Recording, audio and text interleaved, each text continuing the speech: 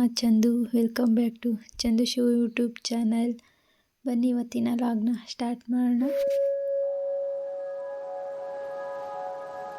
ಇವತ್ತು ಬುಧವಾರ.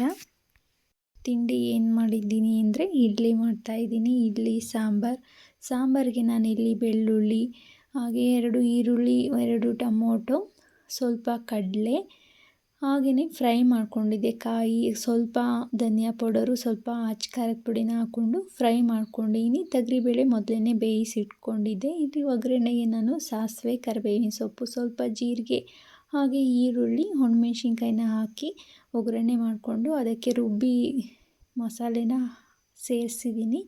ಹಾಗೆ ನಾನಿಲ್ಲಿ ತೊಗರಿಬೇಳೆನ ಒಂದು 3 ವಿಷಲ್ಲು ಕೂಗಿಸ್ಕೊಂಡಿದ್ದೆ. ಚೆನ್ನಾಗಿ ಬೆಂದಿದೆ, ಹಾಗಾಗಿ ಏನು ಮಿಕ್ಸಿಗೇನು ಹಾಕೋಕ್ಕೆ ಹೋಗಲಿಲ್ಲ. ಹಾಗೆಯೇ ಸ್ವಲ್ಪ ಕೈ ಆಡಿ ನಾನು ಇದಕ್ಕೆ ಸೇರಿಸ್ತಾ ಇದ್ದೀನಿ. ಇವಾಗ ಮಸಾಲೆನ ಒಗ್ಗರಣೆಗೆ ಹಾಕ್ಕೊಂಡಿದ್ವಲ್ಲ, ಅದಕ್ಕೇ ತೊಗರಿಬೇಳೆನ ಸೇರಿಸ್ತಾ ಇದ್ದೀನಿ. ಈ ಥರ ಸಾಂಬಾರು ಅಂದರೆ ತುಂಬ ಇಷ್ಟ ಮಕ್ಕಳಿಗೆ, ಹಾಗಾಗಿ ಜಾಸ್ತಿ ನಾನು ಇಡ್ಲಿಗೆ ಇದೇ ಸಾಂಬಾರನ್ನೇ ಮಾಡೋದು. ಹಾಗೆಯೇ ಮಗಳು ಸ್ಕೂಲಿಗೆ ಹೊರಡ್ತಾಯಿದ್ರು, ಅವ್ರಿಗೂ ತಲೆ ಬಾಚೋಣ ಅಂತ ಹೇಳಿ ಬಾಚ್ತಾಯಿದ್ದೀನಿ. ಮಗನು ಕೂಡ ಸ್ನಾನಕ್ಕೆ ಹೋಗಿದ್ದ. ಮಗಳದೇ ಫಸ್ಟು ಸ್ನಾನ ಮಾಡಿಕೊಂಡು ಬರ್ತಾಳೆ. ಏನಕ್ಕೆ ಅಂದರೆ ಫಸ್ಟ್ ಅವಳನ್ನೇ ಕಳಿಸ್ತೀನಿ ಸ್ನಾನಕ್ಕೆ. ಕೂದಲು ಬೇಗ ಹಾರೋದಿಲ್ಲ, 2 ಜಡೆ ಹಾಕ್ಕೊಂಡು ಹೋಗಬೇಕು ಸ್ಕೂಲಿಗೆ ಎಣ್ಕೊಂಡು. ಹಾಗಾಗಿ ತಲೆ ಚೆನ್ನಾಗಿ ಕೂದಲೆಲ್ಲ ಹಾರ್ಕೊಳ್ಳಿ ಅಂತ ಹೇಳಿ ಫಸ್ಟ್ ಸ್ನಾನ ಅವಳದೇನೆ ಮಾಡಿಸೋದು. ಹಾಗೆಯೇ ಮಕ್ಕಳದು ಮೊದಲೆಲ್ಲ ಮಕ್ಳಿಗೆ ಸ್ಕೂಲ್ ಫೀಸೆಲ್ಲ ಕಮ್ಮಿ ಆಗ್ತಾಯಿತ್ತು. ಈಗಂತೂ ವರ್ಷನೂ ಜಾಸ್ತಿ ಆಗ್ತಾನೇ ಬಿಡಿ. ಮಗನದಂತೂ 9th ಈ ಸಲ. 9th ಸಲ 8th ಕಮ್ಮಿ ಇತ್ತು ಸ್ಕೂಲ್ ಫೀಸು. ಈಗ ತಿರ್ಗಾ ಜಾಸ್ತಿ ಮಾಡಿದ್ದಾರೆ, 70,000 ಮಾಡಿದ್ದಾರೆ ಇವಾಗ ಸ್ಕೂಲ್ ಫೀಸು. ಮಗಳಿಗೂ ಕೂಡ 55 ಇದೆ. ಮಗಳದೇನು ಜಾಸ್ತಿ ಇಲ್ಲ. ಮಗಂದು ಹೋಸಲಗಿನ್ನ ಈ ಸಲ ಜಾಸ್ತಿ ಆಗಿದೆ.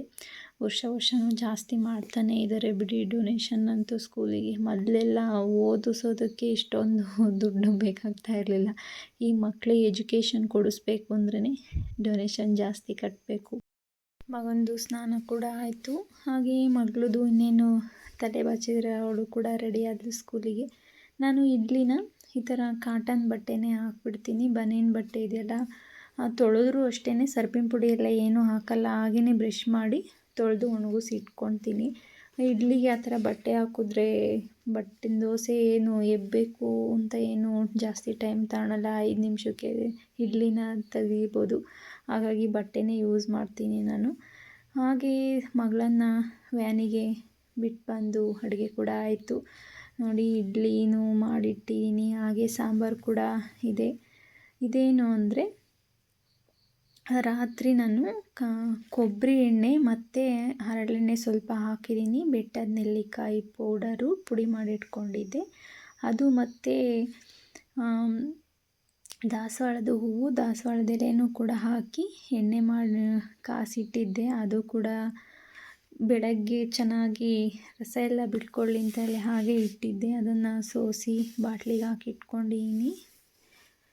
ಹಾಗೆ ನಮ್ಮ ಮನೆಯವ್ರಿಗೂ ಕೂಡ ಲಂಚ್ ಪ್ಯಾಕ್ ಮಾಡಾಯಿತು. ಅವರು ತೋಟದ ಹತ್ರ ಹೋಗಿದ್ರು. ತೋಟದಿಂದ ಬಂದು ಸ್ನಾನ ಮಾಡಿಕೊಂಡು ಊಟ ಮಾಡಿ ಅವರು ಕೂಡ ಹೊರಟರು. ಇವತ್ತು 10 ಗಂಟೆ ಅಷ್ಟರಲ್ಲಿ ಅಡುಗೆ ಮತ್ತು ಅಡುಗೆ ಮನೆ ಕ್ಲೀನಿಂಗು ಎಲ್ಲ ಕೂಡ ಕೆಲಸ ಆಗಿತ್ತು. ಅಡುಗೆ ಮನೆ ಕೆಲಸ ಅವರು ಹೊರಟ ಮೇಲೆ ಅಮ್ಮ ಇನ್ನೂ ತೋಟದ ಹತ್ರ ಹೋಗಿದ್ರು, ಊಟಕ್ಕೆ ಬಂದಿರಲಿಲ್ಲ. ಬರ್ತಾರೋ ಇಲ್ವೋ ಅಂದರೆ ಅಮ್ಮ ತಿರ್ಗಾ ಬಂದು ಊಟ ತೊಗೊಂಡೋದ್ರು ಅಲ್ಲಿಗೆ. ನಾನು ಇನ್ನೇನು ಬಟ್ಟೆ ನೆನೆಸಿಟ್ಟಿದ್ದೆ. ಸ್ವಲ್ಪ ವಾಷಿಂಗ್ ಮಿಷಿನಿಗೆ ಮತ್ತು ಹ್ಯಾಂಡ್ ವಾಶ್ ಕೂಡ ಮಾಡ್ತೀನಿ ನಾನು. ಸಪ್ರೇಟು ನೆನೆ ಹಾಕಿ ಸ್ಕೂಲ್ ಯೂನಿಫಾರ್ಮು ಮತ್ತು ನಮ್ಮ ಮನೆಯವರು ಟೀ ಶರ್ಟ್ಗಳು ವೈಟ್ ಅವನ್ನೆಲ್ಲ ಕೈನಲ್ಲೇ ಹ್ಯಾಂಡ್ ವಾಶ್ ಮಾಡ್ತೀನಿ. ಇನ್ನು ಡೈಲಿ ಯೂಸ್ ಮಾಡೋವನ್ನೆಲ್ಲ ವಾಷಿಂಗ್ ಮಿಷಿನ್ಗೆ ಹಾಕ್ತೀನಿ. ಅವನ್ನೆಲ್ಲ ಬಟ್ಟೆ ಕ್ಲೀನ್ ಮಾಡಾಯಿತು.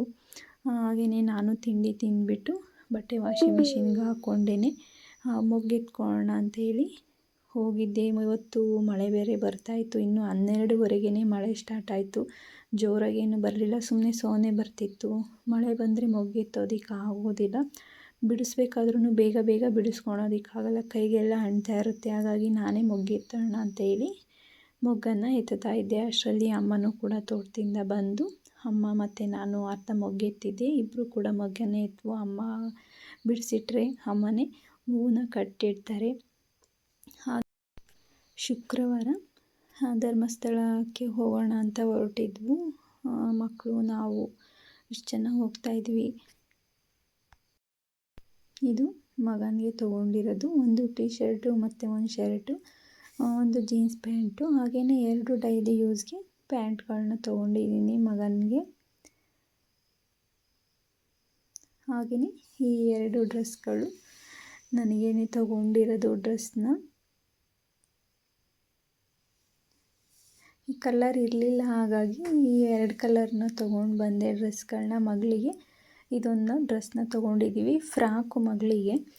ಸ್ಮೂತಾಗಿ ಚೆನ್ನಾಗಿದೆ.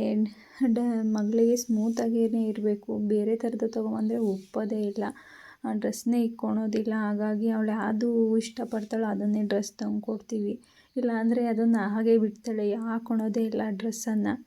ಹಾಗೆಯೇ ನಮ್ಮ ಮನೆಯವ್ರಿಗೂ ಒಂದು ಟೀ ಶರ್ಟು ಇಷ್ಟನ್ನು ತೊಗೊಂಡು ಬಂದ್ವು. ಧರ್ಮಸ್ಥಳಕ್ಕೆ ಹೊರಟಿದ್ದೀವಲ್ಲ, ಹಾಗಾಗಿ ಪರ್ಚೇಸ್ ಮಾಡಿದ್ದೀವಿ. ಇನ್ನು ಸಂಜೆ ಮಳೆ ಬರ್ತಾಯಿತ್ತು, ಮಕ್ಕಳನ್ನು ಕೂಡ ಕರ್ಕೊಂಡು ಬಂದೆ.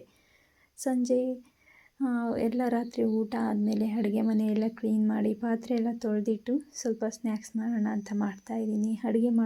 ಸಂಜೆ ಅಡುಗೆ ಮಾಡಬೇಕಾದ್ರೇ ನಾನು ಶಂಕರಪಾಳಿ ಮಾಡೋಣ ಅಂತ ಹೇಳಿ ಗೋಧಿ ಹಿಟ್ಟು, ಮೈದಾ ಹಿಟ್ಟು ಮತ್ತು ತುಪ್ಪ ಖಾಲಿ ಆಗಿತ್ತು ಮನೆಯಲ್ಲಿ, ಹಾಗಾಗಿ ಸ್ವಲ್ಪ ಎಣ್ಣೆನೇ ಹಾಕಿ ಸಕ್ಕರೆ ಪೌಡರ್ನ ಹಾಕಿ ಮತ್ತು ಏಲಕ್ಕಿ ಹಾಕಿ ಕಲಸಿಟ್ಟಿದ್ದೆ, ಚೆನ್ನಾಗಿ ನೆಂದಿತ್ತು. ಹಾಗೆಯೇ ಇದು ಶಂಕರಪಾಳಿ ಮಾಡೋ ಮುಂಚೆಯಲ್ಲಿ ಸ್ವಲ್ಪ ಮೈದಾ ಹಸಿಟ್ಟು ಮತ್ತು ಗೋಧಿ ಹಿಟ್ಟನ್ನು ಹಾಕಿದ್ದೀನಿ. ಹಾಗೆ ಎಳ್ಳು ಮತ್ತು ಉಪ್ಪನ್ನು ಹಾಕಿ ಸ್ವಲ್ಪ ಎಣ್ಣೆ ಹಾಕಿ ಕಲಸಿ ಸ್ವಲ್ಪನೇ ನೀರು ಹಾಕಿ ಕಲಸಿಟ್ಟಿದ್ದೀನಿ, ನೆನ್ಕೊಳ್ಳಿ ಶಂಕರಪಾಳಿ ಮಾಡೋ ಅಷ್ಟರಲ್ಲಿ ಅಂತ ಹೇಳಿ. ಶಂಕರಪಾಳಿದು ಹಿಟ್ಟು ಕೂಡ 1 ಗಂಟೆನಾದರೂ ನೆನೆಸ್ಬೇಕು. ಹಾಗಾಗಿ ಸಂಜೆನೇ ನೆನೆಸಿಟ್ಟಿದ್ನಲ್ಲ, ಚೆನ್ನಾಗಿ ನೆಂದಿತ್ತು. ಅದನ್ನು ಅರೆದು ಅದಕ್ಕೆ ನಾನು ಇಲ್ಲಿ ಯಾವ ಸೈಜ್ ಬೇಕಾದ್ರೂ ಕಟ್ ಮಾಡ್ಕೊಳ್ಬೋದು. ಎಣ್ಣೆ ಬಿಸಿ ಆಗೋದಕ್ಕೆ ಇಟ್ಟಿದ್ದೆ. ಹಾಗೆಯೇ ಶಂಕರಪಾಳಿ ಮಾಡ್ತಾಯಿದ್ದೀನಿ. ಸ್ವಲ್ಪ ಚಕ್ಲಿ ಕೂಡ ಮಾಡ್ಕೊಳ್ಬೇಕು, ಗುರುವಾರ ಮಾಡೋಣ ಅಂತ ಹೇಳಿ. ಇವಾಗ ಶಂಕರಪಾಳಿ ಮತ್ತು ಉಪ್ಪಿನ ಬಿಸ್ಕೆಟ್ ಥರ ಬರುತ್ತೆ, ಹಾಗಾಗಿ ಅದನ್ನು ಮಾಡ್ತಾಯಿದ್ದೀನಿ ಸ್ನ್ಯಾಕ್ಸ್ನ. ಇನ್ನು ಗುರುವಾರ ಮನೆ ಕ್ಲೀನಿಂಗು, ಅಡುಗೆ ತಿಂಡಿ, ಸ್ವಲ್ಪ ಚಕ್ಲಿ ಮಾಡೋಣ ಅಂದ್ಕೊಂಡಿದ್ದೀನಿ. ಹಾಗಾಗಿ ಇವತ್ತು ರಾತ್ರಿ ಮಾಡೋಣ ಅಂತೇಳಿ ಶಂಕರಪಾಳಿ ಮತ್ತು ಇದನ್ನ ಸ್ನ್ಯಾಕ್ಸ್ನ ಮಾಡಿಟ್ಟಿದ್ದೀನಿ. ಮಕ್ಕಳು ಜಾಸ್ತಿ ಹೊರಗಡೆ ಹೋದರೆ ಮನೆ ಹತ್ರ ಇದ್ದರೆ ತಿಂಡಿ ತಿನ್ನೋಕೆ ಕರೆದ್ರೂ ಬರೋದಿಲ್ಲ. ಹಾಗಾಗಿ ಎಲ್ಲರೂ ಹೊರಗಡೆ ಕರ್ಕೊಂಡು ಹೋಗ್ಬೇಕಾದ್ರೆ ಕಾರ್ನಲ್ಲಿ ಹೋಗ್ಬೇಕಾದ್ರೆ ಏನಾದರೂ ಸ್ನ್ಯಾಕ್ಸ್ ಕೇಳ್ತಾ ಇರ್ತಾರಲ್ವ, ಹಾಗಾಗಿ ಮಾಡಿದ್ದೀನಿ ನಾನೇನ. ಹಾಗೆ ಶಂಕರಪಾಳಿ ಮಾಡಾದಮೇಲೆ ಮೈದಾ ಹಸಿಟ್ಟು ಕಲಸಿಟ್ಟಿದ್ನಲ್ಲ, ಅದು ಕೂಡ ರೆಡಿ ಆಯಿತು.